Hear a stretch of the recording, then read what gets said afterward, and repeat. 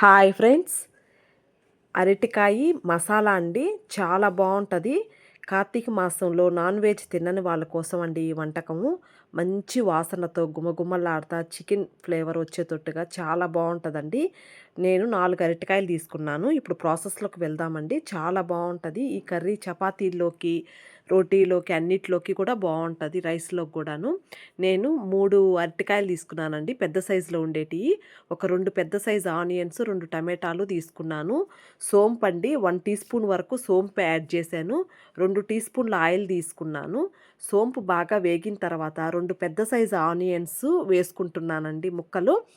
Onions కొంచెం ఎక్కువ వేస్తేనే మంచి టేస్ట్ వస్తుందండి. కొంచెం గోల్డెన్ బ్రౌన్ కలర్ వచ్చేంత వరకు ఆనియన్స్ వేయించుకోవాలి ఫస్ట్. తర్వాత ఇంకేమీ ఏగనవసరం లేదండి. ఈ వంటకం కరెక్ట్‌గా 5 నిమిషాల్లో అయిపోతుందండి. అన్నీ తరిగి పెట్టుకున్నామనుకోండి, చాలా సింపుల్‌గా, ఈజీగా అయిపోతది. మంచి సువాసనతో చాలా బావుంటదండి. 1 టీ స్పూను అల్లం వెల్లుల్లి పేస్ట్ యాడ్ చేస్తున్నాను.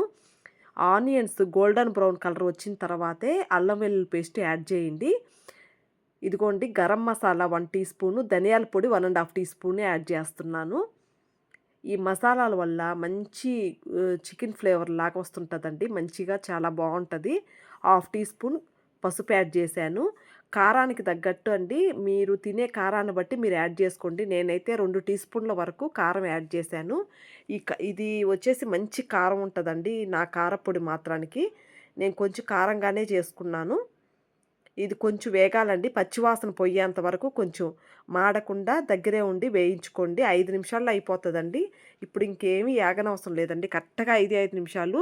ఒక పెద్ద సైజు టమేటా, ఒక 4 అరటికాయ ముక్కలు ఇవన్నీ ఏసి, కల్లుప్పు యాడ్ చేసి, కొంచెం నీళ్ళు యాడ్ చేసి, సిమ్‌లో పెట్టి మూత పెట్టేశారనుకోండి, టమేటా ముక్కలు, అన్ని అరటికాయ ముక్కలు, గుప్పెడు కరివేపాకు యాడ్ చేసేసారనుకోండి, ఈజీగా అండి 2 నిమిషాల్లో అయిపోతది.